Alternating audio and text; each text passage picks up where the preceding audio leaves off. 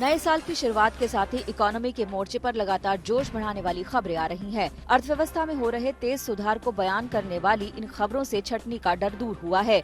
Increment होने की उम्मीद पूरी होती नजर आ रही है। कारोबार आमदनी में तरक्की की आस भी इन खबरों से बढ़ रही है। दरअसल कोरोना संकट के बाद अब अलग अलग सेक्टर से राहत भरे संकेत मिलने शुरू हो गए हैं।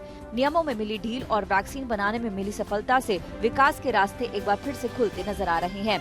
इसके साथ ही अलग अलग रेटिंग एजेंसियां भी तेजी से विकास की तरफ इशारा कर रही हैं।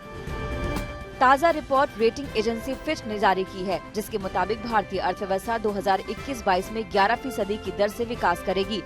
हालांकि 2020-21 में देश की जीडीपी में फिच को 9.4% की गिरावट की आशंका है। 2022-23 में भारत की जीडीपी 6.5% की दर से बढ़ने का अनुमान है।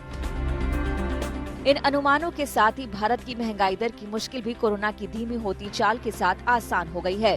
रिटेल महंगाई दर के बाद दिसंबर में थोक महंगाई दर 1.22% हो गई है। दिसंबर 2019 में ये 2.76% थी, वहीं नवंबर में ये 1.55% थी।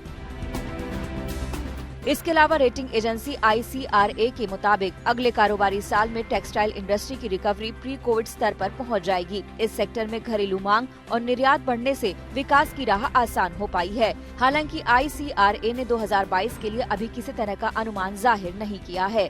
इसके साथ ही ICRA का मानना है कि ग्राहकों के सेंटिमेंट्स में सुधार होने और गैर जरूरी चीजों पर खर्च में बढ़ोतरी से इंडस्ट्री को मदद मिलेगी।